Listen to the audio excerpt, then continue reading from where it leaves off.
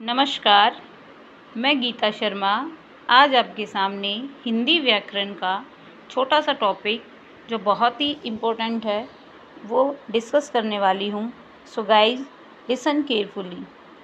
First of all हम इससे पहले कर चुके हैं chapter first, second and then छोटे छोटे पार्ट में आ रहे हैं। तो अब हमारा आज का टॉपिक है स्वर तंत्रियों में कंपन के आधार पर व्यंजन के भेद। ठीक है, तो फर्स्ट क्या है, उच्चारण करते समय मतलब बोलते समय स्वर तंत्रियों में होने वाले कंपन या गूंज के आधार पर व्यंजन के कितने भेद हैं? व्यंजन के दो भेद हैं। कितने भेद हैं? दो भेद हैं। फर्स्ट क्या है हमारा? सघोष। जिन व्यंजनों के उच्चारण में स्वर तंत्रियों में कंपन पैदा होती है उन्हें सघोष व्यंजन कहते हैं। क्या समझ में आया? जिन व्यंजनों के उच्चारण में स्वर तंत्रियों में कंपन पैदा होता है उन्हें सघोष कहते हैं। प्रत्येक वर्ग का तीसरा, चौथा व पांचवा वर्ग, अब यहाँ देखो लिखा हुआ है ग, घ, ड, ज, झ, ञ, ड, ढ, ण, द, ध, न, ब, भ, म तथा जो आपने ये आगे दिख रहे हैं ये देखो सभी व्यंजन सघोष है। जब हम इन वर्णों को बोलते हैं तो हमारी स्वर तंत्रिका में कंपन पैदा हो जाए। बोल के देखिए, चाहे ग, ध, तो ये क्या है? व्यंजन में जब आप बोलते हो तो कंपन पैदा होता है। दूसरा टाइप है हमारा अघोष। जिन व्यंजनों के उच्चारण में स्वर तंत्रियों में गूंज उत्पन्न नहीं होती, जिसमें गूंज उत्पन्न नहीं होती उन्हें हम अघोष व्यंजन कहते हैं। प्रत्येक वर्ग के प्रथम व द्वितीय वर्ण क, ख, च, छ, हर वर्ग का दूसरा और पहला तथा फ, श, स, ये सभी अघोष व्यंजन है। जब आप इनको बोलते हो तो उसमें आपको कंपन नहीं होता जब आप उसको बोलते हो, तो ये क्या है आपका? सघोष और अघोष।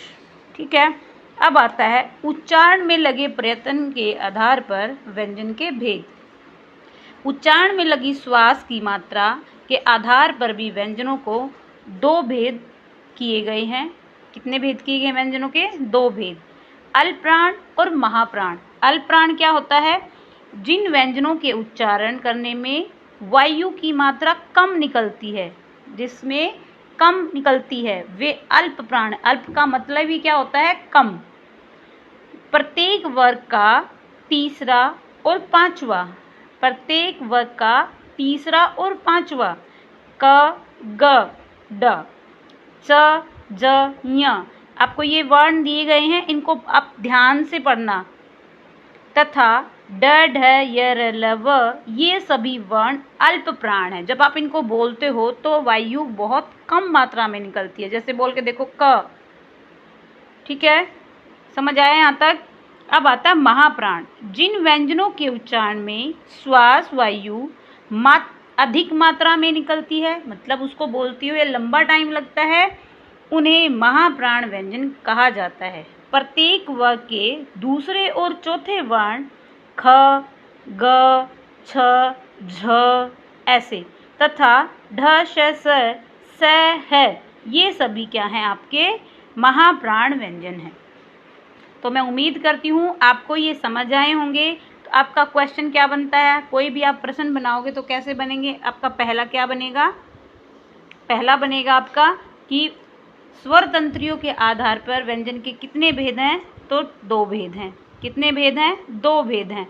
उसकी अब आपसे पूछा जाए सघोष की क्या पहचान है?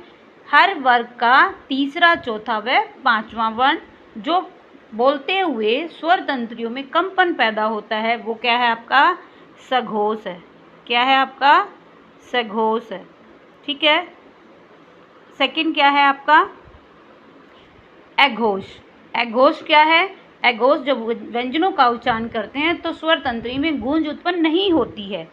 क्या नहीं होती है? गूंज उत्पन्न नहीं होती है। बोलते हुए ज़्यादा फोकस नहीं होता है, क, ख, ज, च ऐसे। ठीक है, ये है आपका अघोष। फिर दूसरा क्या है? उच्चारण में प्रयत्न के आधार पर आपके दो भेद होते हैं। कितने भेद होते हैं? 2 भेद होते हैं। कौन कौन से हैं? नंबर 1 अल्पप्राण, दूसरा महाप्राण। समझ आया? तो आप इसको, ये छोटी छोटी हैं लेकिन बहुत ही ज़रूरी है, आप इसको ध्यान से देखिए।